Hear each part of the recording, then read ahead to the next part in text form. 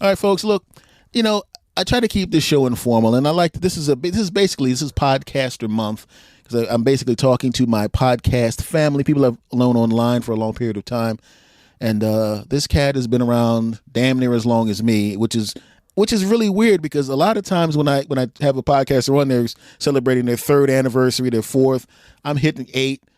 This gentleman is dancing towards 8 as well, which means he. In podcast terms, we both have gigantic prostates and and have to pee 12 times a night. You know who this is. This is S. Anthony Thomas. This is the S. Anthony Thomas Show. My guest, Agent Palmer. Say hello to the people, my friend. Hello, people. Yeah. Look, here's the thing. Do you know what's bigger? You know what's actually bigger than all of the things you just said? Mm-hmm. Our egos. I'm sorry, I was looking at me on the screen. Oh yeah, see, this is what I'm talking about, right? Really looking more at we're recording this via Zoom, everybody who's listening, and I'm just looking at my face, and that's one handsome bastard. I just want to say that. You do look pretty handsome, though. One hand, great. And if I was home, I'd have the camera on. I had to take the laptop someplace else. I want to get into this, man, because I went to your Podchaser page. Which looks like Michael Jackson's Wikipedia page. it's like, isn't it weird when you go to your Podchaser page, which essentially, for those of you listening, it's a page that pretty much just kind of captures all the things you've done as far as podcasting is concerned, and you realize as you've done weeks of podcasting, months of podcasting, when it's all added up, you're like, did I talk that much? See, here's the thing about my Podchaser page, though. Some of that stuff's producing. Like, some of that's just a producer credit where I'm there, but you don't hear me. Mm-hmm. So, and I love the idea of, I'm. You want to talk about celebrations and anniversaries? Like, my podcast is turning 2. The Palmer Files is turning 2. But I've been in the game for so long, and for that first little bit, when you talk to somebody outside, that's like, podcasts, huh? Yeah. I help behind the scenes for my friends, doing this, doing that, and they go, "You don't have your own?" No, I don't. You make any money at that? No, it's fun. It's fun. And 4, 5, 6 years ago, I might as well have been saying like, yeah, I build model planes and I sell them for a lot of money. Mm-hmm. They would have believed that more likely, I'm guessing. Just anything. Then he has fun helping to produce internet radio. Yeah. It's the weirdest thing. It's like you're with podcasting. It's the same thing as when I started doing stand-up comedy in 1986, and I told people that what I did, and they're going, "What?" Yeah. I go, yeah, but you tell what? It's just, but the thing is, it's so mainstream now, and even though it's technically quote what they refer to as main. No, first of all, no, it's not. It's not. Look, we cannot preach to the choir more. Podcasting is not mainstream because most of the people you run into on a day-to-day basis, when they find out you have a show, go, huh? And you can tell they have no idea what that means. It's the weirdest thing because I try to explain to people, like the people that know me know what the hell it is because they know what I do. But when I talk to regular folks, they understand. Like, what do you do? I'm a stand-up comedian. Oh yeah, I acknowledge that it's something that exists, and I do podcasting. What? What? They have a peripheral knowledge of what it is. And you do your little skits and bits into your computer, and then and it's just a weird thing to. And like I said, even with you doing the producing, it's like you're behind. You're not even on. Your voice isn't even out there, and you're trying to tell. Yeah, just say that'd be like if I went. I write jokes for stand-up comedians, and if I said that in 1986, they would have went.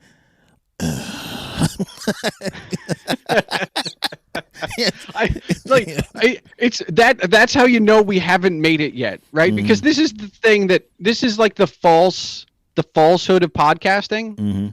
People that listen to podcasts rarely listen to one. and podcasters rarely talk to anybody other than other podcasters. So in our own little circles and bubbles, it 100% feels like the whole world knows about it. But then what happens is you go to Thanksgiving dinner and somebody's like, so what are you doing? We didn't see you last night. Oh, I had to record, or I had to edit, Oh, what, writing a book? No, editing a podcast. Oh, okay. So, can somebody pass me the peas because I don't know what the hell he's talking about? Yeah. Seriously, let's move. Gravy over here, please. I was really curious about a lot of these. When I see people, when you talk about podcasting, a lot of the people that I talk to that were podcasters, these are things that how we talked before I started recording. Some of the other guys and gals would, before the recording starts, F these celebrities and their gosh dang podcast coming in here and ruining it and killing it and destroy it. F them and die. I find that to be, no offense to any of those people, a cop out completely, because I've listened to some of these celebrity podcasts. Because I like to know what's happening. So you got to check it out. Some of them are doing it because their agent told them to do it, and you can tell. And while their numbers are probably much better than yours and mine ever will be, because they're a B-list celebrity who was in a movie, that was a blockbuster at one point, their audience will eventually shrink because real podcast listeners, the people that will live tweet your show as they're listening or that will leave a review, they can tell when it's real or when it's not. So let all of them come in and let them introduce their audience to the medium. And then when people go, I'm not really feeling this, maybe they've got that one friend who does listen to good podcasts where people are genuine like you and like I'd like to think myself. And they go, oh my God, this is amazing. Because when somebody's in it to do it because I want to connect with you, I want to tell you a story, I want to connect with you as a guest or as my guest or whatever, it's a whole different level than just I'm just doing this because my agent told me to. You can tell. You really can tell. It's like a burning in the ears to someone who, if you're new to podcasts, you may not be able to tell the difference. But someone who's been doing it for years, you could tell. I could tell from the intro. I could tell. I was like, this guy doesn't want to be here. No. Or if you know what? Here's the other dead giveaway. If there's no intro. Oh God. I'm going to shy away from saying names because I might have to run across some of these people. So I'm going to shut the hell up because I might be opening for somebody at some point. I heard some shit you said about me on your podcast about how my podcast sucks. I was going to put you on this show because, like I said, all those guys are incredible. So, but the thing, I just remember that because I was joking with somebody about it, and because there was a point where I literally would see myself on some of these charts. And as the celebrities started to come in, and literally I could see myself with my numbers getting bigger. But somehow, imagine if you had a hot single and you're selling 100,000 units, and then it's 150,000 units. Why, if I'm selling more units, why am I number 27 all of a sudden? When last week I was number 10. What the hell happened? Now I'm number 40. I'm selling more units, and I'm not on the charts. I'm not in the Billboard 200 anymore. And I thought about it, and it's really weird because when I listen to some of them. I swear I tried, because like you were saying, somebody's agent went, listen, podcasting's a new thing, so I need you to go on there and I need you don't even have to do any work. I need you to find a sidekick who's basically going to do all the work, and then every once in a while I need you to say, hey, this is Frank Johnson, and we need to throw your name in every 7 minutes so people will know that you're actually on the podcast, even though you do nothing. And the person, the sidekick is some of these people that kick ass. They should they should have the damn show. And I'm going, this lady's hilarious. This guy blows, but she's hilarious. It's just the dumbest thing I've ever heard in my life. I still wonder, it still amazes me that we're here now, because it was radio, and then it was television. And then it was the internet, and now we're back to audio. Look, I understand. Like, there are definitely arguments for like audio, but like, had you told me 10 years ago, 20 years ago, that from the golden age of television, we were going to go to on-demand television, followed by on-demand radio, I would have been like, who's going to listen to that? Like, I'm a guy who's creating this now, and like, had you told me then, I wouldn't have gotten it. I would have been like, what won't there be like 3D super like holodeck shit? How did we get here? And I like this. I like this. I think I like the personal nature of it, but I still kind of wonder how we got here, because it feels backwards as far as technology is concerned. You know what the weird thing? This is what I've noticed. And this is from the live performer thing. I just noticed that there were times when I would see you go to a big name artist, and their fans would go crazy over them because they're big stars. But then you would see these bands that could fill up, like they would fill up either a rock club or something slightly bigger than a rock club, and the people that listen to these, this was an entirely different level, because not only were these people really good performers, but the audience, they weren't going to a show to see a big star. They were going to see something that belonged to them. That group is mine, and that's it. And F anybody else that comes along. Now, if you come along and you genuinely like them, fine. But that band is mine. And that's the same thing that happens to us. When someone likes a podcaster, especially a solo podcaster, when they like you, oh boy, I found that out with some of the email I was getting. I was like, Jesus Christ. Because when you do stand up, they talk, I like that thing you did about, I like that thing you said. But when it's the podcast, they're talking about, I like you. Yeah. You know what? Oh man, so the blog turns 10 this year, which means I can't remember anything. Okay. It means that I can tell you the next statement, but I don't know when. A long, long time ago, I wrote a post about indie podcasts as far as how do you feel. I mean, it was more of an expose because I didn't really come to any conclusion other than how you feel about your indie podcaster, and kind of wishing them success, but not real success, is how you feel about that band.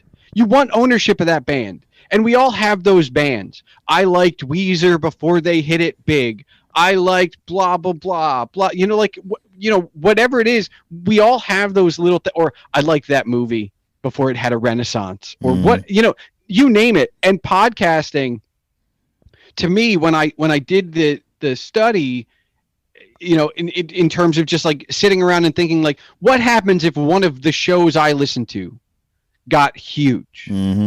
Well, they probably less accessible. They'd be more successful, but less accessible. And how would I feel about that? Because that accessibility is huge. I can tweet you while I'm listening, and you're going to respond. But if you are Mark Maron, you aren't responding to everybody who tweets that they're listening to your show. You don't have that kind of time. So what do we want for that growth? And to me, I came away with that, thought exercise going, your most ardent fans do truly want you to be successful. But that middle grade, the people that like really like you, but that care a little bit more about themselves, they want you to stay at a certain level of success. Yeah. Because they always want a piece of you. I'm just wondering what happens if I quote, and you'll get this reference, I'm sure, if something happens weird in the other things that I do and my notoriety goes up and I quote, go electric. If you understand what I'm saying. Like Dylan actually, going electric. No, it's, what, here's the, I have the question for you. If you go electric, will it change the way your show is done? Nope. I'm not changing shit. I mean, all right. Well, but there are times, and I get frustrated having the success discussion because every podcaster deals with that. Every podcaster, after people establish what it is, or if they know what it is, go, well, you making any money at it? And I wonder, would it change me, right? And I go back to Chris Hardwick selling Nerdist. And the first episode he did after it was no longer his, and I listened. So at that point, the blog was, a few years in, right? So I had an ownership over Agent Palmer as a brand. And I'm listening to him. And I just think, I don't know if there's enough money in the world for me to want to sell this. Now, I understand he had bigger aspirations. I don't. To me, this is fantastic. I'm fine being Palmer for the rest of my life. But there are clearly numbers that will make us think about it. Like I can't sit here and be like, well, I have no number, because that's a lie. Yeah, if Spotify calls up and they offer you the Rogan deal, I don't know. That's not working out so well for him. He's no longer number one anymore. I mean, he's making money, but what if you know what? It goes to it's the athlete question, right? At a certain point, did you get the contract because you really want to play for the team, or did you get the contract because you want to make the money? I'm going to take that what you just said and use the sports reference as well. But Rogan, in this particular case, the scenario still holds up, but he has 2 Super Bowls now. You know what I'm saying? So it's like somebody that won the Super Bowl right before they signed the big contract, and it's like, I already have 2 Super Bowls. I'm 28. I have 2 Super Bowls already, and now you got to pay me $190 million. I got he's like, you can't touch me. I've got 5 Pro Bowls, 2 Super Bowl wins, 1 Super Bowl MVP. I'm doing a soup commercial. And now Nike calls up and offers me the Iverson deal. No, the LeBron James $1 billion lifetime deal. At that point, but just think about that for a minute. Just imagine if they because they have the money, they have a bunch of money for this. And the competition between the streaming companies for podcasts hasn't really started yet. Because at some point, it's coming. It's coming. You get 100,000 people listening to it. They're coming. Get 100,000 downloads regularly and watch what happens. Yeah, they're actually coming. I wonder too if they're gonna scout. Like, I mean, let's keep it in the sports vein. Like, are they gonna scout for talent over numbers? No. Like, okay, you don't think so? You don't think they're gonna scout for, like, all right, this show is fantastic. It's not getting 100,000 downloads, but on our platform it would. I'll put it to you this way. That was the skeptic in me speaking. I would hope that they would. The only problem I have is I have that job? Unfortunately, it's grafted to me like I'm a Wolverine. but because the thing is, if they literally did that, the only problem I have with it, I like the fact that I like the whole indie thing where you literally can build up the audience within. It's very similar to MC Hammer's first record contract. He goes, I can sell 1 million out the back of my car, so you got to come up with more money. But the thing is, if you build up the audience yourself, and you have a deal like he has where they don't own his show, they have exclusive rights to the distribution of the show, but they don't own it. I would never give my IP to somebody. That's never going to happen. I'd laugh. I literally, even if they offered me a boatload of money, I would go, you see, the simple fact that you offered me that lets me know that that's what it's worth. So you can try to give me the old take it or leave it if you want, but I now know what the price is. And you don't think that Apple has a spy in here? or better yet, you take whatever figure that is. Take 25% off and go to their competitor and say, as long as you let me keep my IP, you can have me at this discount price. Yeah, because some of the numbers are so big. Like, every one of us would be happy if you, after taxes, could clear $250 a year after taxes. Doing what you want to do. That's more than enough. So if I could do that, I might just so I could keep everything to myself, because I'm like, I know you want it. It's like, so I know you want it. I'm looking at the numbers. I know you want these. And I would be in a position of power because you're already paying your bills. You're already putting probably 50% of it in stocks, bonds, and real estate already. So it's like, I don't need you. So you had to come up with some ridiculous money. And before you even start, My IP is my IP. It will always be my IP. That is a kill shot. That is a deal breaker. We're not even discussing that. We're discussing how much you're going to pay me to be exclusively on your platform. And I have no problem walking out that door. So we'll start right there. And it's over. I think that's the power of passion, right? Because you don't come to an indie podcaster, successful or otherwise, regardless of how you define success, and take that away from them, because these are people that, in general, right, have other jobs. They have kids. They have other things. This is cutting into my sleep. This is cutting into time with my family. This is cutting into things, and we're still in love with it and doing it. It's hard to rip that away from somebody. It's really weird, because I sit back and I think about it's like the nightmare scenario when I remember doing some gigs, and I was sitting in a hotel room eating some pizza, because you always eat health food on the road. And 100%. I was watching Behind the Music. And the way they were stabbing these artists, it's like, there's one thing to be greedy, because we all know banks are stealing our money, but they don't take so much that we can't eat. So, you know they're taking it, but it's like, look, it's like if somebody steals a quarter out of your house every day. You don't like it, but it's not going to change your tax bracket, right? But the record companies, it's like they come in the house, put their foot through your television, smack your kids in the mouth, smack your wife, push your TV down the steps, pee in your food, and then go, and another thing, you still owe us money. It's like, it's so vicious. I'm like, why are you? It's almost like they are angry at the artists for being talented, because they take everything from them. And I'm going, I just don't want what we're doing, this genre, to turn into that, because they know how much of a share of ear that we have. You know what? I'll put your one fear one of that, especially when you talk about Behind the Music, is that most of that money and that initial debt, which is paid off with the tour, is recording in the studio. You and I don't need that. And any indie podcaster out there doesn't need that. We have that.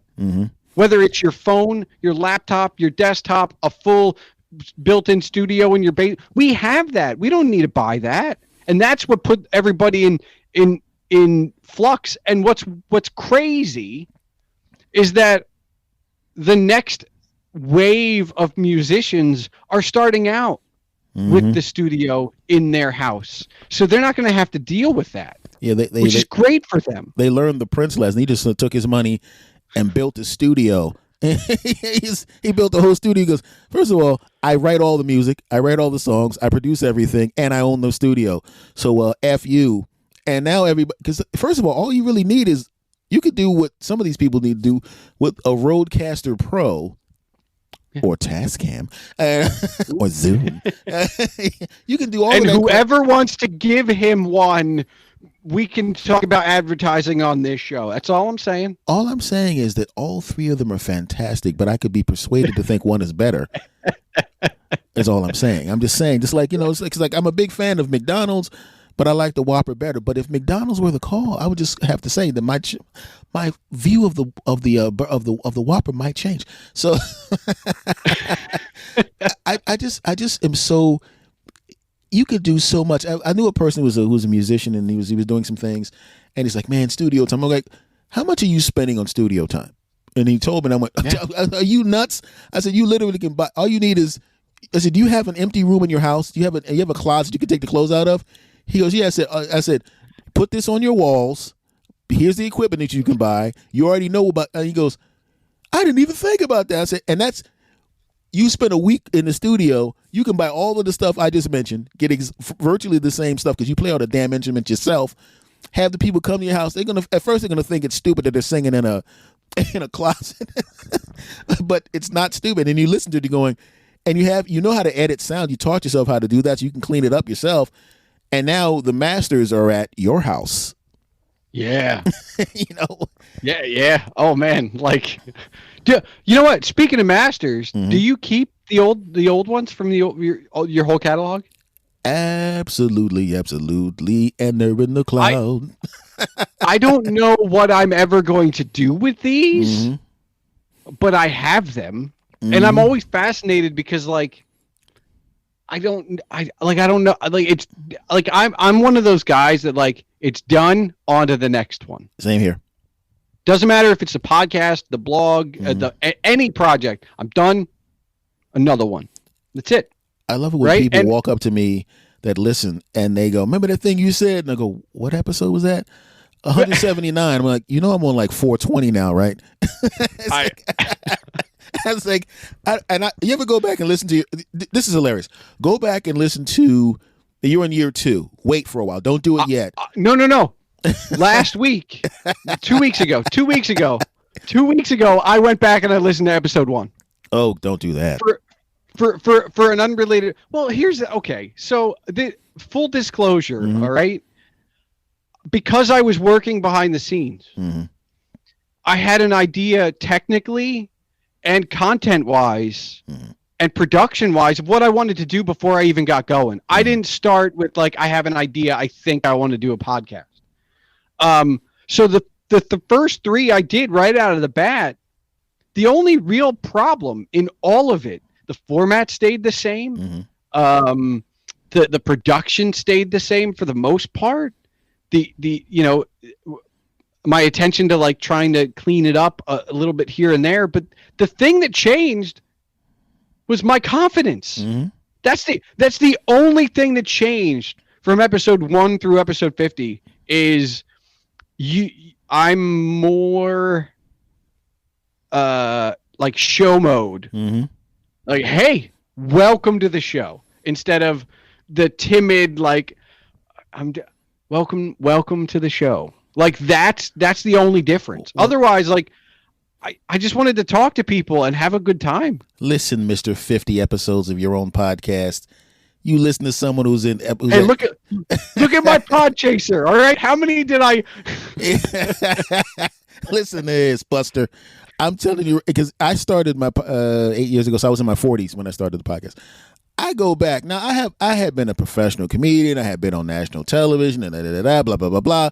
And it's not like I'm not embarrassed by it, because like when I look at old stand-up sets, they're good, obviously, because they paid the bills.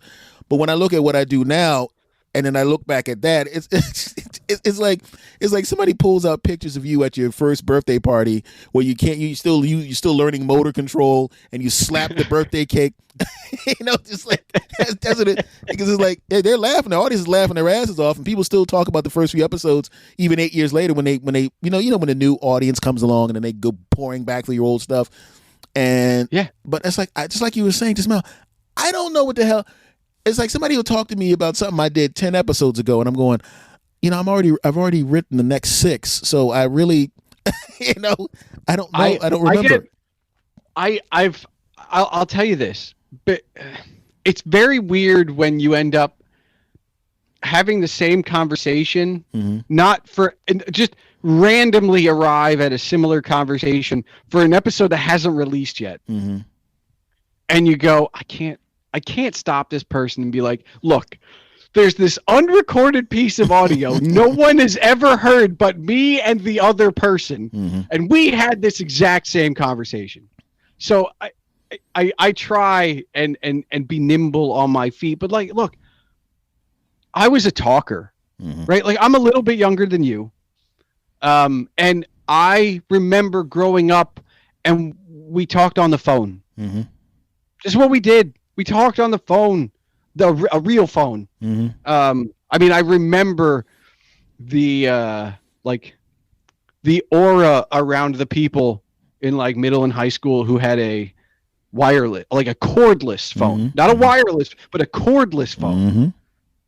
And the idea that people would talk on them all the time. I'm a talker, so that part of it was never going to be an issue. Good luck ending this show. I will keep going. The funny thing about it is, whenever we have podcasts, especially if you're a solo podcaster, and everyone that I've talked to that's been a solo podcaster, Juliet Miranda, Derek from the Ratchet Book Club, I already know that if time permitted, I could probably still be on, and these are episodes were recorded a while ago, I could still be on right now with both of them. Yeah. And it would still be interesting the entire way through. So the first big, so this is the, I don't know if I've ever told this story. This will be fun. Aha. One of the first big things I ever did in podcasting, not that the producing wasn't big, but big things, was working with 7 Days a Geek for the very first Podtoberfest. And the very first one, unlike all of the others since, was 24 straight hours of podcasting. I remember that. Now, I'm not going to tell you about that. What I'm going to tell you about is planning Podtober, that very first Podtoberfest. Now, we're all in different places. There's Canadians, there's people in Michigan, there's me over here on the East Coast. So there's people in California, in Texas, people all over. But when you get on a Skype call or a Google Hangout or whatever platform we were on with a group of podcasters, good fucking luck. Like, I remember laughing, like crying at like 3 a.m. on a Wednesday night where I had to be at work in 6 hours, where we hadn't done a thing. We got on the call and started shooting the shit and telling jokes. I'm sure it would have made for either a really funny episode or most likely not, because they were probably all inside jokes, but just killing each other. And then it's like, I got to get to work in 4 hours. So are we going to do that top 10 list or not? Like it, but you get a group of podcasters together herding cats. You might get entertainment, but you're not going to get anything done. Yeah. It's one of those things where I've listened to it could be the greatest thing in the world. It's the same thing if you get 6 comics at we used to do shows. I'm originally from Philadelphia, so we used to do shows. And where are you from now? I'm in New Jersey right now, but I'm originally from Philadelphia. Okay. The home of, well. Home of what? That's my, ooh. Home of what? First of all, you're from Lehigh Valley, right? I am. So, home of Bethlehem Steel. We built the Golden Gate Bridge. I used to do shows in Bethlehem at a place called the Fun House. I don't think the Fun House is still here. Well, that was the 1935. I was a teenager back then. You're not that old. This was the 80s, and I used to love going there. I got a kick out of it. And my worst gig ever happened in Bethlehem. Oh, no. It was, it was pretty bad. Well, hold on. I have a question for you, though. I do have a legit question about that. So, when you say worst gig ever, is it because the audience didn't get the jokes, or you weren't on, or a combination? Because to me, like, and this is, I'm not like, I'm not a performer. So to me, I only go to sports things, which is like, we lost the game, but I brought it as like, I couldn't have thrown that fastball anymore. That it dropped in between the center fielder and left fielder. Just it happened. So what was it? Was it like a combination of a whole bunch of things? Here's the funny part. The performance that I gave went exceedingly well. Oh. But the first two, it was a very violent place. People were fighting in the parking lot on the way in. We thought it was an isolated thing. We go in as a bunch of people who did not know there was going to be a show there or didn't care. There was a couple having sex on the pool table in the back. all of these now. Okay, so here. Okay, hold on, stop. We're going to continue, but I want to ask. In hindsight, these are red flags. But at the moment, like in the moment, were they red flags then, or were you like, nah, it's just character, color? Oh, they were red flags, but I also knew that the owner or manager, I didn't know what his relationship with the people in the crowd was, and I didn't want to tick them off because we would have never made it to the car. Okay. So the first act goes up. She gets hit in the head with a bag of ice. Whoa. Runs off stage. I'm the headliner, by the way, so I have to do the most time at the end. Second act goes up. He gets 2 jokes out. Once again, hit in the face with a bag of ice. And I mean, literally, and the funny thing about it was you've seen a spiral thrown with a football. Whoever, these are big bag. And I'm sitting there going, who literally is strong enough to take the bag of ice and have it spin like because you can't see. And the couple in the back is going to town on this guy's going to town, right? and the microphone is the microphone cord's about 12 inches long because it got ripped off and one of the other ones ran off stage and messed that one up. So I had to use the DJ mic. So I'm basically leaning into the I'm standing my back at the DJ booth, and a guy walks up to the front of the stage and he goes, "The first two people were nothing. They sucked." He does a switchblade thing, pulls out a switchblade and he goes, "You better be funny." See, I was really hoping that would be that he was going to say, "I'm out of ice."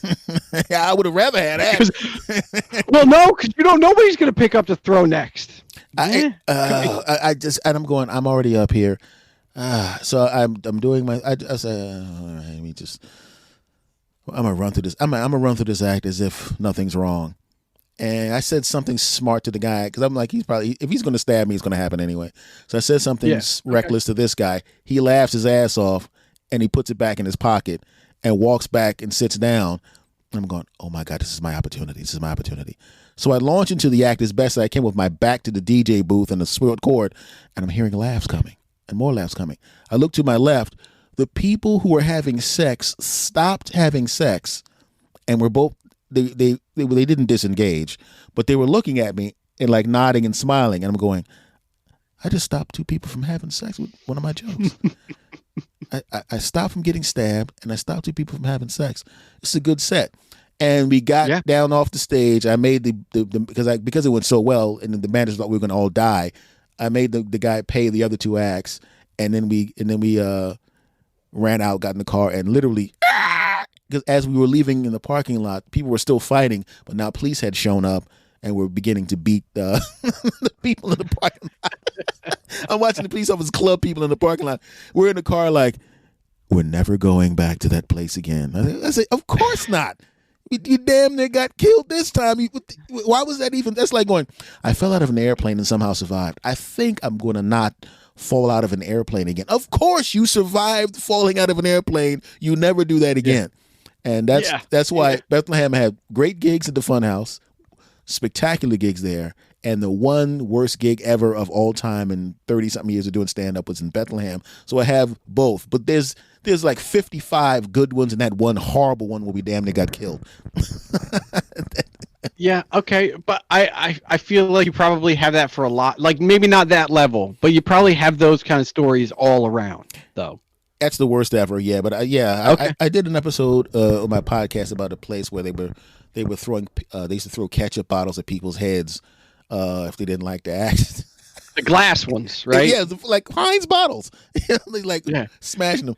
And so it's like that's why it's like hilarious with the podcast. You can just basically you can do what you want, and I'm pretty sure there's no chance that I'm going to say something and then I'm going to get hit in the face with a bottle of ketchup by Agent Palmer. I have a feeling that this not going to happen in this I mean, episode. while I am within driving distance, I could hit you tonight.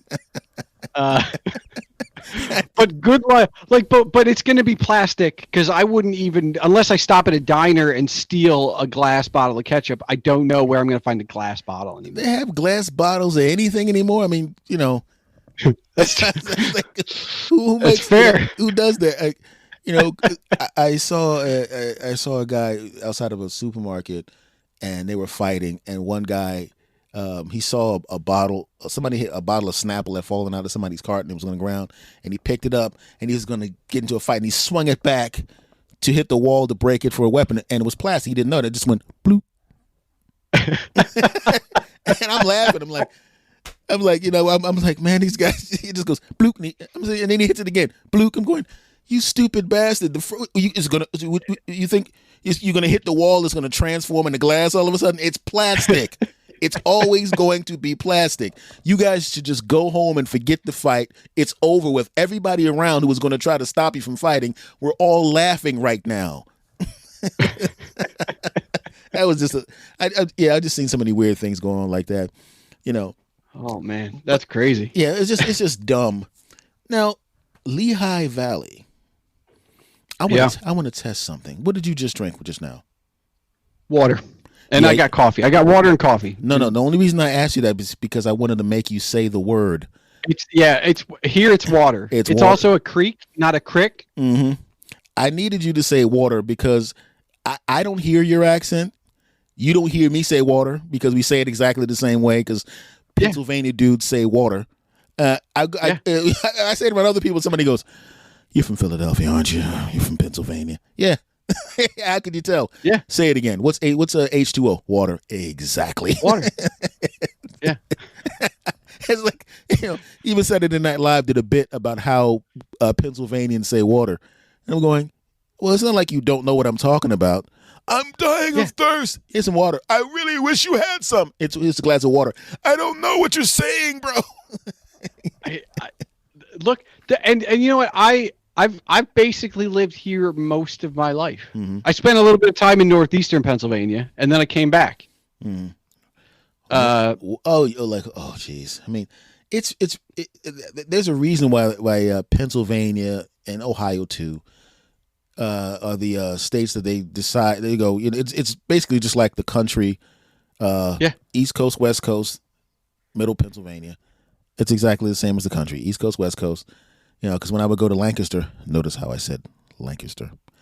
Yeah, they will correct you. They will. Look. So for like one of my past careers was I was in tourism here, and like you'd get people come in, and it was just funny to hear people talk, like to try and say, like, have you ever, especially when you're in Philly, like the Schuylkill? Yeah, like. Good luck putting that on paper and getting anybody from not here to say that. You want to hear something absolutely hilarious? Yeah. I got my uncle was driving. He was trying to get me to drive someplace, and it's my hometown. I know pretty much everywhere. I mean, I can go back and forth, but it was someplace I didn't know where it was. Yeah. And I go, oh, I'm gonna have to use a GPS. This is embarrassing. We're both from Philadelphia, obviously. So I looked at him and I said, wait a minute. I said, Unc. He goes, yeah. I go, look, I'm putting the address in the GPS, and it's going to have to direct us on the Schuylkill Expressway. I want to see how the GPS says it.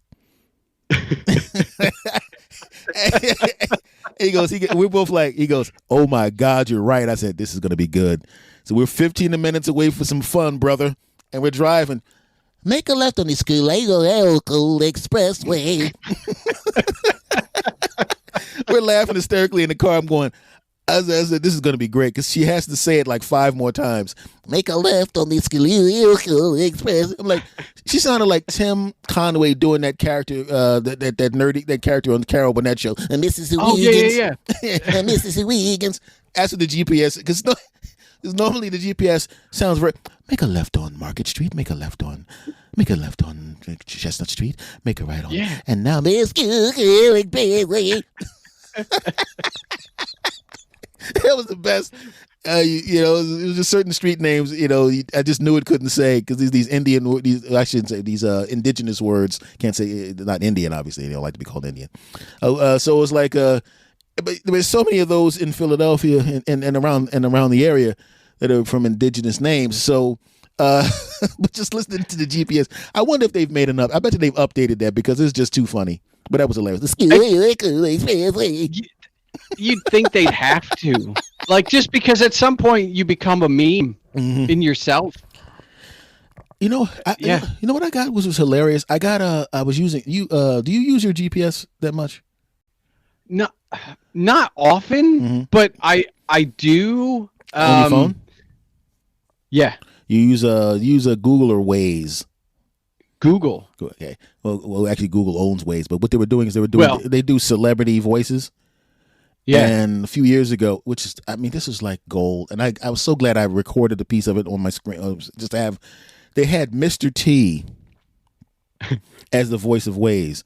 Take a left, fool. Exactly. And I'm telling you, I dropped somebody off at the hospital and I was going to park and I'm like, you know what? I'm not parking. I was just having it direct me to stuff where I knew where it was. Make a left at the corner, sucker. Recalculating, fool. And it was the best thing in the world. And then they took it away because it was like a temporary thing sponsored. And I even tweeted the Ways. I'm like, you literally need to give Mr. T whatever amount of money the man wants to be a permanent voice on Waze. Why would you take Mr. T off? I want somebody to call me a sucker because I didn't turn left. Wrong turn, sucker.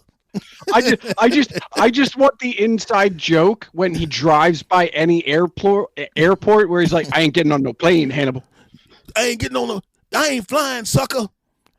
And you got to inject some poison into the side of your phone to knock him out. Milk tastes funny, Hannibal. that always grabs me going, dear Mr. T, your friends like to drug you. Signed, S. Anthony Thomas.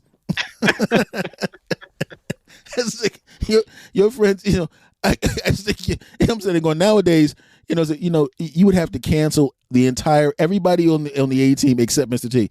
Hi, I'm Mr. T, and my friends like to drug me and fly me places where I get shot at for some reason.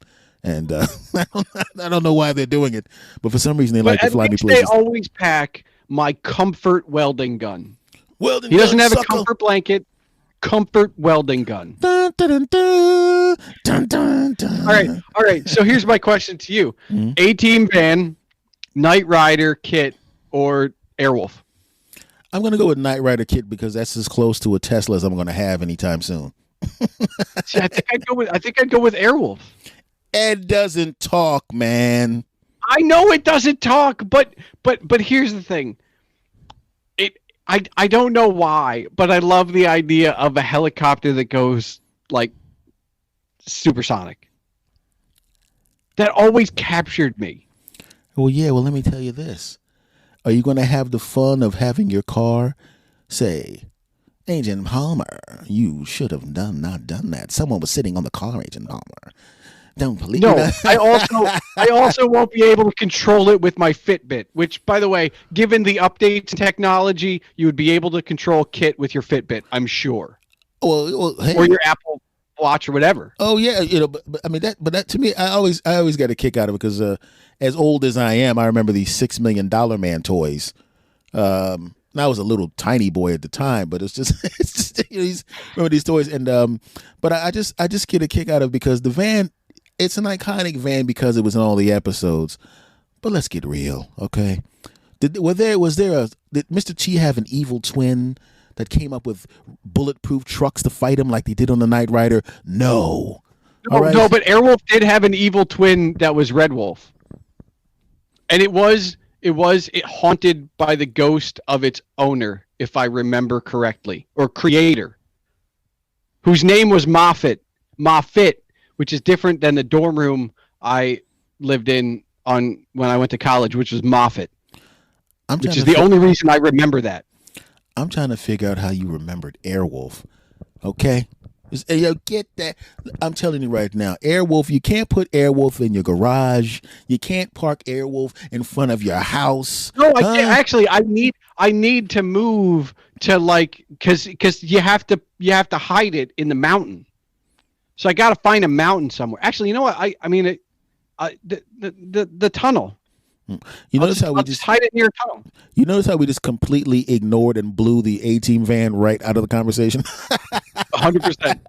You're just a truck with a red stripe. Get that garbage out of here. Anybody can have the A-Team van if they got some painter's tape and a spray can. You got an A-Team van just like that. Okay? Yeah. You don't have the Night Industry 2000, whatever the hell that thing was called. You don't have that, damn it. And then you don't have William Daniels' voice doing a side gig from St. Elsewhere to do the voice of it. So here's all right, but if we could give you just like a Tesla with a voice, but you get to choose the voice, who are you choosing? Mr. T. Who's your voice? What kind of question was that, Mr. T? Still like so no matter what. I have acceleration of 0 to 1.99 seconds, sucker. Just imagine rolling down the car and having the car diss the car to the left of you, knowing it's faster. You can't win this race, fool. This is a Tesla. Right. This is a Tesla plan, sucker. And you're like, stop calling me names. It wasn't me. It was the car, bro. It was the car. Sorry, man. It's got a mind of its own. Yeah, man. that would just be the funniest thing in the world. But I still. I even have I saved it. Something told me just get a couple seconds of Mr. T saying "make a left turn, sucker," because I would be pissed if I didn't have it because I would say that, I remember telling somebody about it, like, man, stop, you joking with me. I'm like, oh really? Watch this video. Left turn, sucker. And that's what I'm talking about. But by the same token, okay, you have to be thankful that not everything's recorded for our lifetimes. Yeah, I was see, before the internet actually became, when the internet was actually just becoming something that everybody was I remember I lived in Los Angeles for working for a company that worked for Pacific Bell, and calling businesses to have them set up their websites. And people were laughing me off the phone. As nobody's going to want to. Who the hell is going to go on the internet looking for a restaurant? You're a good kid, but no, click. Yeah. Right? Meanwhile, people now have a website for each toe in their foot.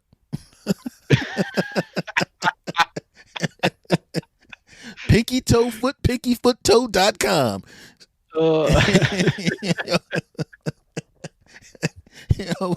That's what I'm talking about. It's just so everywhere. The simple fact that I'm 52. Okay, so it's just the simple fact that if you go to the middle point of my life, there was no internet for everybody, and I was already 25 years old, and now you double my age, and I have 85 websites.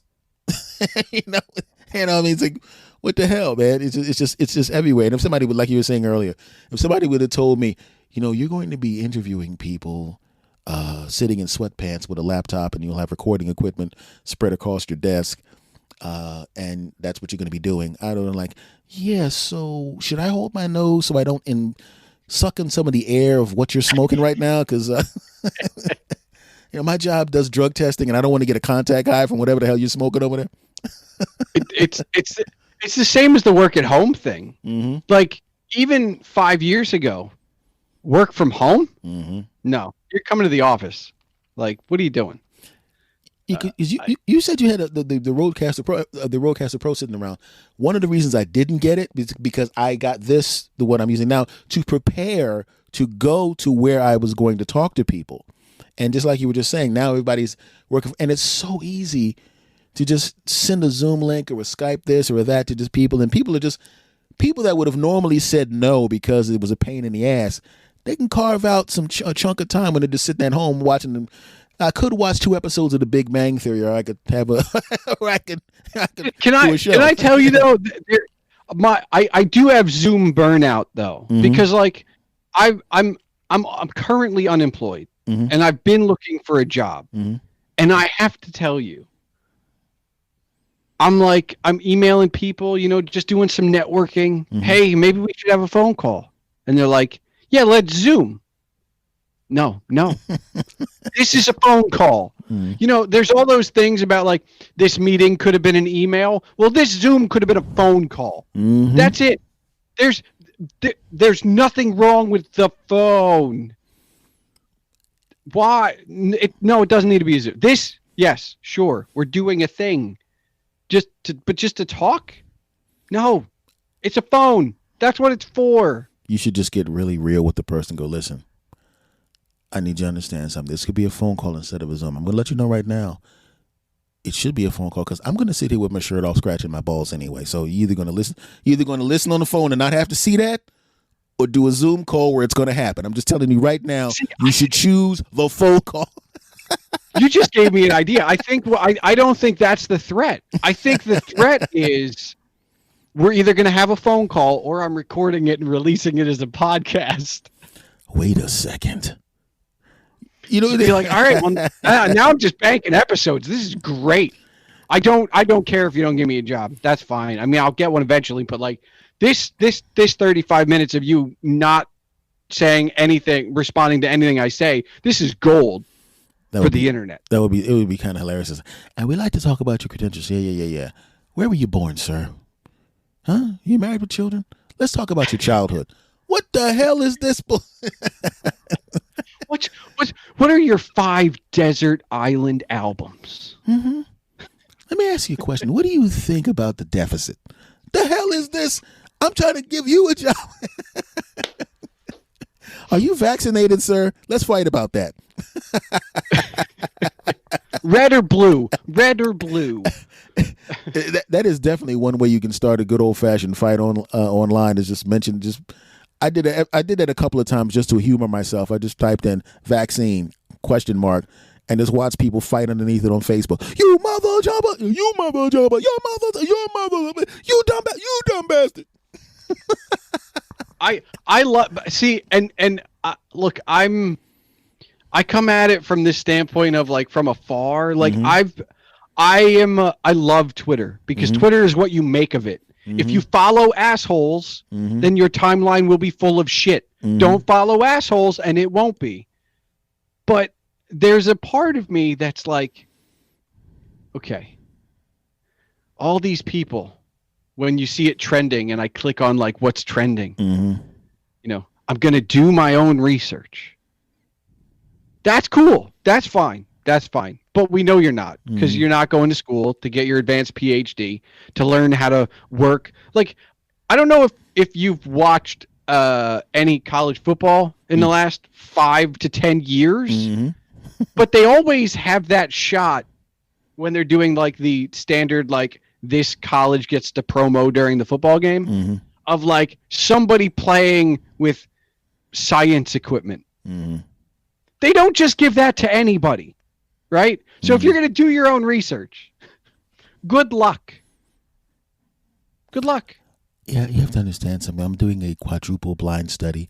Oh, are you? So, well, yeah. See, this is what you don't realize. It is a quadruple blind study. My eyes are closed and I'm wearing 3 blindfolds.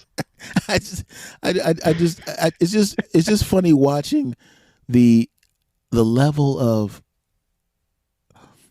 I don't know. See, the plus side, as you were saying, is essentially social media streaming is what you make of it based on who you follow, and I agree with that because I tend to follow people. Like if I see something interesting, I usually go to the page, read, scroll down. It's good. Click, follow.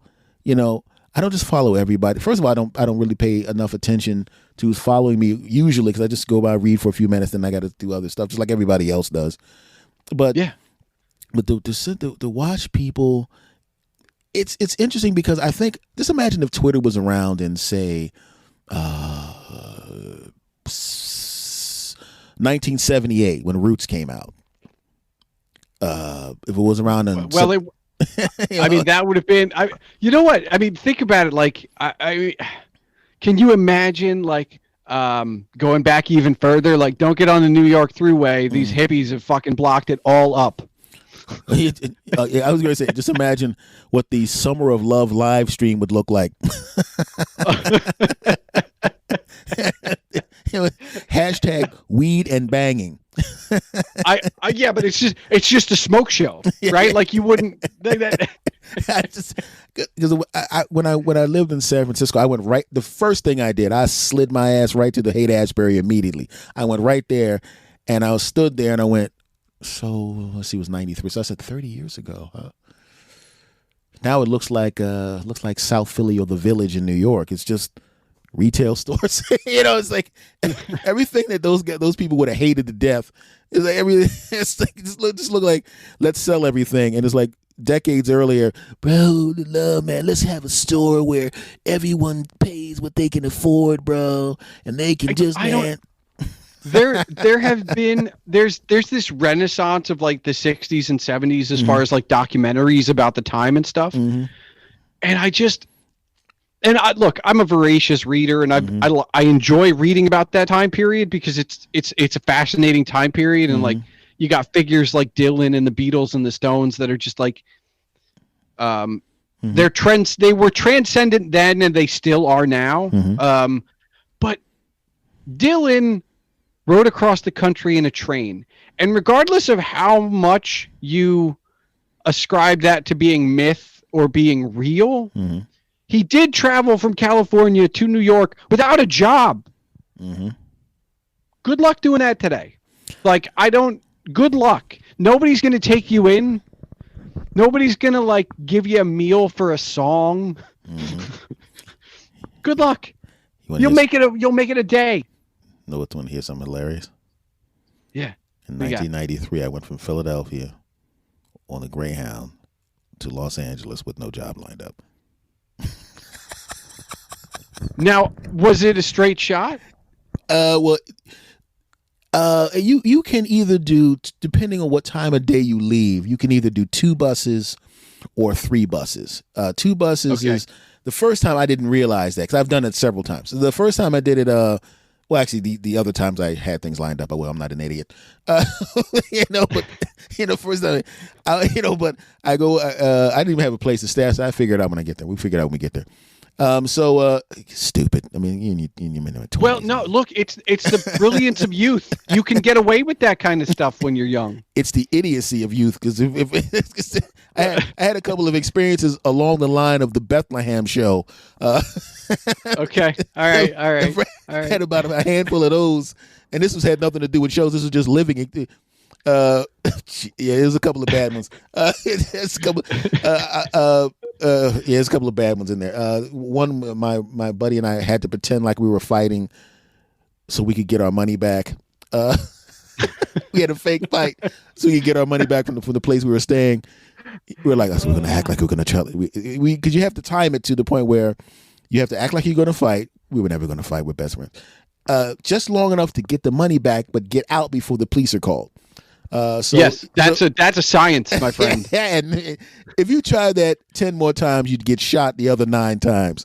But it's like when you were talking about Dylan crossing on the train like that. I mean, there's something to be said about, like, if I had my car is old. If I had a brand new car and I had the time and the resources to do it. Actually, to be honest with you, the climate right now, nobody, no matter what your color or religion or whatever, you don't really want to be driving across the country nowadays. But somebody see a mask hanging from your rear view mirror, get him. Look. All I'm saying is avoid Texas because you might need a passport to get in and out depending on when you go. I got relatives that moved from Philly to Texas, and every once in a while I call them. Yeah, so you infected or? Get your ass whipped or anything? No, you good? Okay. Are you moving back before they succeed, or Oh, I got news for you. If they ever pulled that crap, he would be back here so fast with the baby. he would drink. So, all right. So I'm curious about this because I would completely, if I had the chance. And maybe in a different climate in 5 or 10 years or whatever, and the ability and the resources, like you said, I would 100% drive across the country. Oh man, I mean, just riding the bus across the country was just. I mean, I enjoyed it so much; it was ridiculous. Even when the weird things that happen, I enjoyed it. It's fantastic. But if you could, there's what they call the northern track, the middle track, and the southern track, right? Because you're either going to go up and hit the Northern California, you're going to go through the middle, or you'll hit like the more southern stuff and do Route 66. Like, obviously you've already done the trip kind of, but like if you get to choose, right? Are you going to stay north? You're going to go through the middle or go through the south? Like, how are you getting from here to there? I probably would go through the middle because I did the middle the first time, and it was a southern track the second time. It just looked better. I just like the visuals better.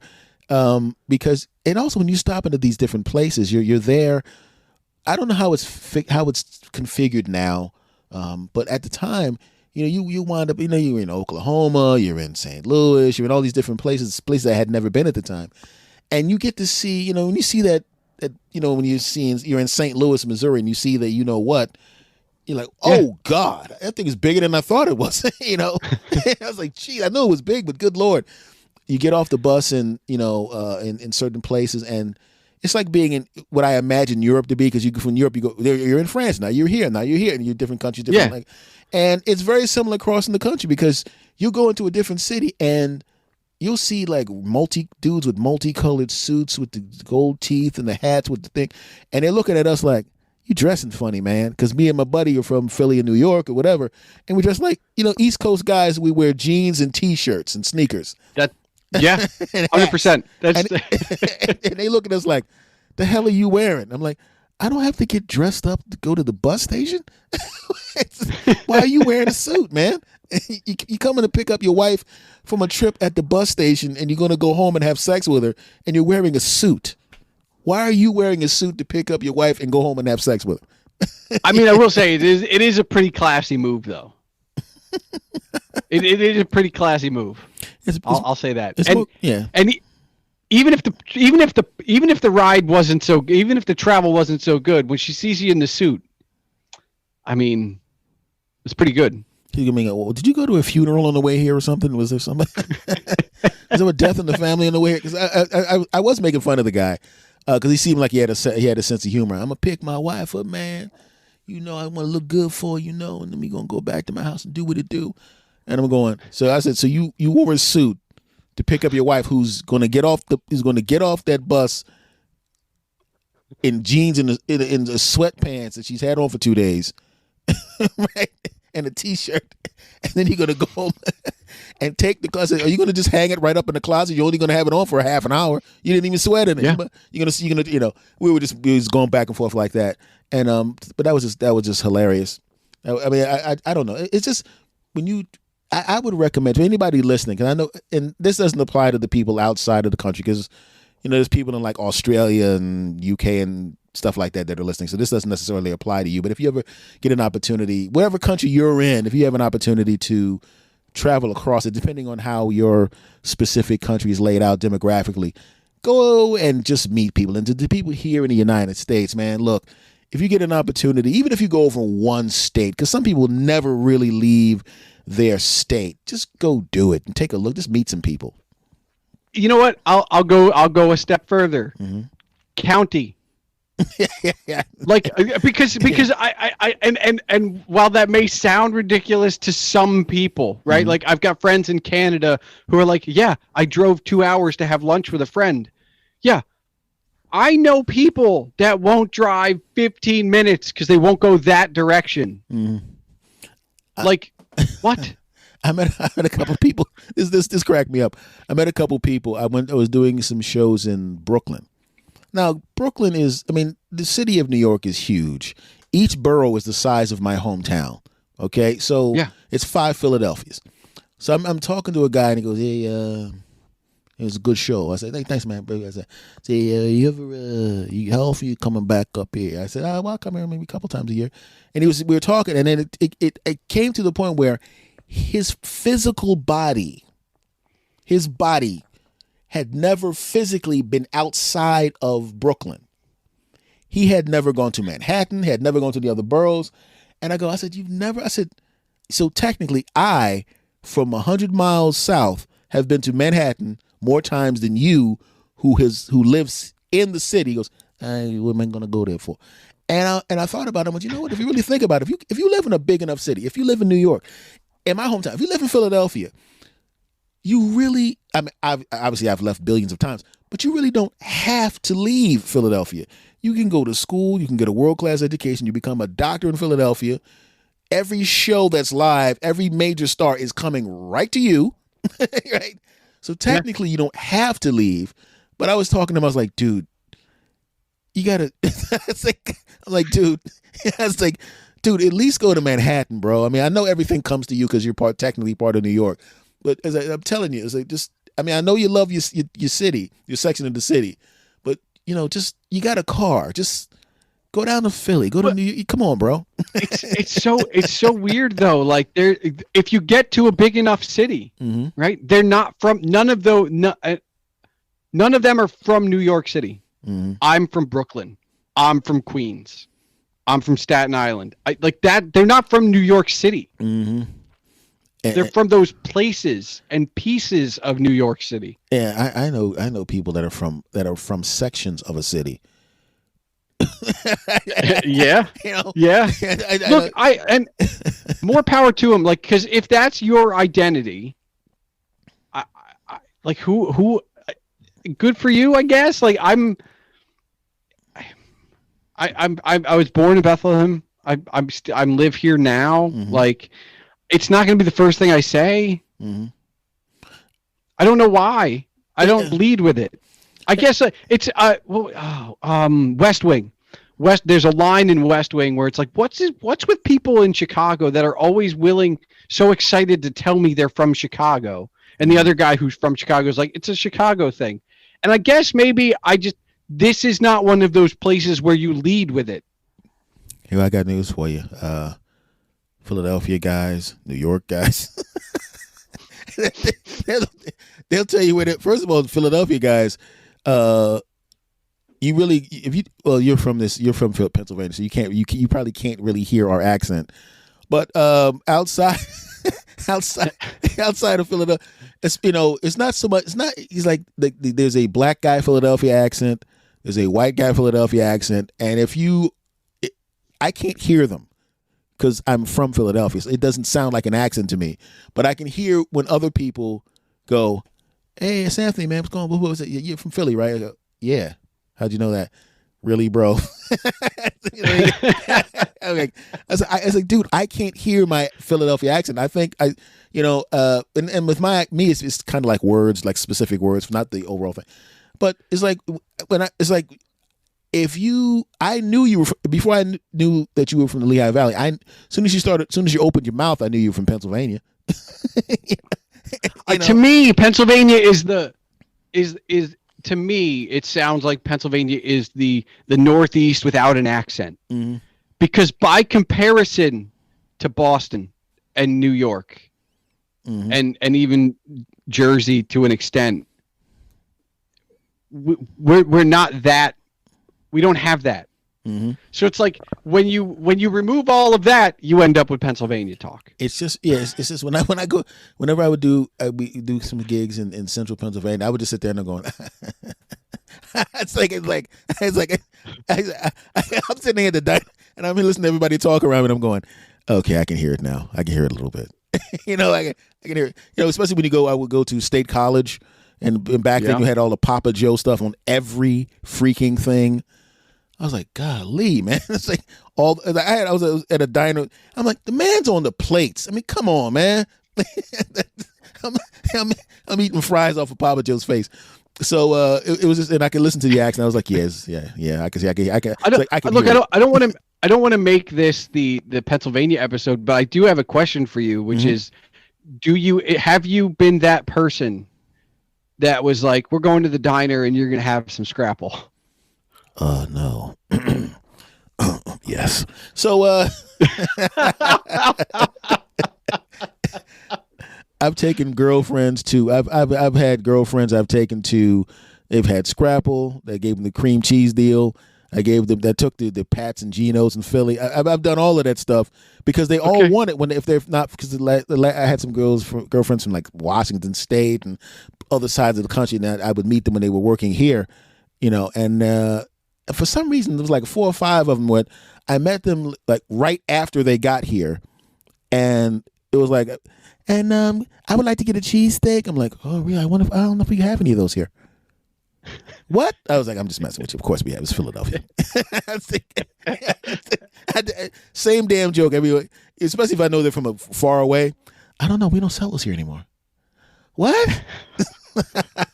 Yeah, we went on the health kick. Yeah, no. we stopped that. Yeah, you didn't read the newspaper yesterday? But last week they stopped selling cheesesteaks in Pennsylvania. What? I did that to like 4 women in a row, and it's just to amuse myself. This brings up a thing for me though. Like as a comedian, mm-hmm. the great non sequitur for you would have been, I read in the paper. Like that's a way to get between jokes. That's a way to introduce a joke. That's a Mort Saul thing. But you can't do that anymore, right? Oh, like, I never there's did no. That. Yeah, I saw it. I saw it on Twitter. Oh, I to be honest with you, I don't. The segues, I just switch topics. I mean, because I was like, what about cars? I've literally gone this way. I'm gonna talk about my girlfriend now. Anyway, and I just go right into it because to me, segues sound like, because I used to call it the double pump. I call it the double pump segue. You see it on TV all the time. Yeah, my wife. Do the wife joke and they go, yeah, cars. My car was oh yeah, houses. My house is on fire.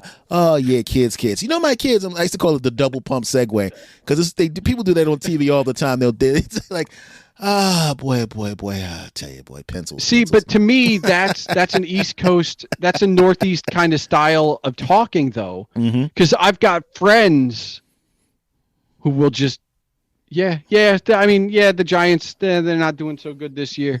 By the way, or maybe there's not even about it. The Giants aren't doing so good that year. So can you pick me up tomorrow? Yeah, we we don't. I don't have time for a sequitur. Yeah, it's really a non sequitur, a non-nonsense. We're not got time for that crap, and because I never did it. I just because I know that you can look at the audience and people think you need a smooth transition. They don't care. I've gone from sex stuff to stuff in the news to a glass of water to I used to do a joke about a guy that this is so stupid. I don't remember the bit, but it was like he had a canister, it was like a thermos, and the bottom half of it was kind of plasticky, and the top half was, I don't know why it might have been old, but it was metal, but the top half of it got really, really hot for whatever reason. So it was a bug on the table, and the bug is crawling up the table, and he had a bug fall into his glass the last time we were there. And I'm like, why are we here again? There's a bug filling the glass while we back. So the bug is crawling up the side, and it ruined his drink, and it was like a $7 drink. He was really ticked off. Bug is crawling up the side of the glass, and he's looking at it, and he's getting angry, and he's about to go toward it. And just at that moment, the bug hits the hot part of the container, and it burns him to death, and he falls down on the table with his legs all curled up. And he leans over, and he's trash talking a dead bug. Your mother effing, that's what you get. And I'm looking at him, I'm laughing at him. He goes, what? Why are you laughing? When I'm angry, I'm going, you're trash talking a dead bug. You look like an idiot. So these things can come from anywhere, and there's no need to have a segue or to go from one. You could just stop talking about something, even if you just have a slight pause and then a slight burst of energy into the next topic. Cars. My wife is, that's all you need is a slight pause and a burst into the next topic. And to me, it sounds more like natural language because, I wouldn't go, Agent Palmer, this, that. But yeah, IT, yeah. I understand you were in IT at one point, and Lehigh Valley's. Yeah. So you were born in the Lehigh Valley, right? Oh yeah, producing podcasts. I understand you produce podcasts. Nobody talks like that. Yeah, I mean, it definitely it's very polished. It's a polished thing to do. But it's, to me, because I spend so much time writing, and that's not a thing you can get away with in writing. I find myself trying to. I Monday morning quarterback my own podcast, and I'm like, well, you could have softened the transition a little bit. You had a nice moment there, and then you were like, yeah, well, about the Padres. What? No, man. Oh, okay. Well, that's fine. It's never good enough. It will never be good enough. First of all, I used to think I think in terms of people being perfectionists, and if I don't like the term perfectionist because essentially I know nothing will actually be perfect. I like constant improvementist because I like to just slightly get better each time. I don't know where it is. Somewhere on my desk is a note to myself that somebody said, and clearly they stole it from somebody else, and I don't know who they stole it from, but like, perfection is the enemy of good. Like, because no, this is good enough. I'm going to put this episode out. Because if I'm still working for perfect, I'll probably still be editing the first one. I got to ask you this because we're going to wrap up in a few minutes. I got to get this stuff out here real quick, and of course we are going to have to do this again, my friend, because I enjoyed talking to you, my brother. 100%, yeah. It's like I'm laughing because I'm remembering what happened. That's bringing me this up because I'm going to find out because you produced the shows. Have you ever? And I've done this in 8 years, twice. Okay. I recorded an entire episode, listened to it back, and I went, no. Just trashed the whole show and did another one. Only I once I literally had to re-record, and I was able to, which was nice. There's been a couple that I've saved with editing. But after I will say this though, right? We're always our own worst critic. There have been times for some episodes that people talk to me about, and they're like, that was a really good episode, where I got off the call and went, that's not good. That's not good at all. Well, what am I going to do with this? Oh my God. And then because my process is to put it aside and then come edit it and then put it aside and then listen and make notes and do the final stuff. Because I think that time away is a good thing. You don't want to live in it for that long. You need to let it, like a good, bread. You got to let it rise. So for the most part, I haven't really had that, but there have been, but I will tell you, had you asked me after every recording, there's at least 5. Which is an astronomical number being on 50 episodes. Like that's 1 in 10 that I would have been like, well, that's I don't know if I can release that. Yeah, this happened to me. God, this like within the first 3 years. It happened twice, and I'm telling you, I listened to it, and there was a part of my brain going, well, people say they like your show and they like the episodes. So you could probably get away with putting this one out because it's okay. But I was like, I know damn well if I keep this on the flash drive, because it's an evergreen episode. If I keep this on the flash drive, I'm gonna put it out at some point. And I was like, nope, delete. I just got rid of it immediately because I said, no, you don't, because you're gonna get sick one day. You're gonna, I don't feel well. I can't do this episode. Hey, I have a really subpar episode sitting on the flash drive somewhere that I can put out. I have done it for the blog though. I have completely written 700 words, 1,200 words, and then like put it on a shelf, come back to it, and went, that's unworkable. Yeah, and what my favorite part about that is, there's usually like 1 or 2 lines I'll pull out of it that were actually good, but you can't publish 1,200 words because these 2 sentences are great. Well, maybe you can't, but but those 2 sentences are still in a document somewhere because I don't have anywhere to use them. Yeah, well, they're the survivors of the Titanic. You know what I mean? Like the boat crashed, but they swam to shore somehow, and they're still sitting in the lifeboat going, "Glad I'm not on that." I've been there before. Gone into the dusts of time, or wherever the dusts of the internet or what have you. All right, my brother, tell everybody where they can find you. Tell everybody where they can get you. Well, you can follow me on Twitter or yell at me on Twitter or congratulate me on Twitter, whatever, at Agent Palmer. And you can follow the show there as well at The Palmer Files. And then it's really simple. The podcast is thepalmerfiles.com and the blog is agentpalmer.com. I made it as simple as possible. So I write about anything and everything, although it's a lot of books right now and movies. And I talk to literally lots of people, authors, musicians.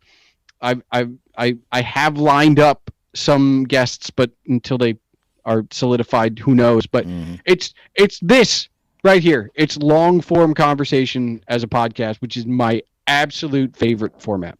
And we will be doing this again, my brother. It was a pleasure talking to you. This was a lot of fun, my brother. We will definitely be doing this again. I cannot wait. All right, my brother. Take care. And I'll of course, immediately after I get this rendered, begin torturing you on Twitter. I cannot wait because I will torture you back. All right, my friend. Okay. Here we go.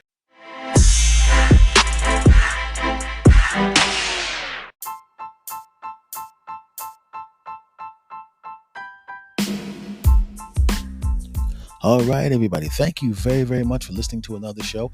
All the new listeners that are coming on, I want to thank you for coming and hanging out. All the people that have been listening to me for the whole time, once again, much love to you all.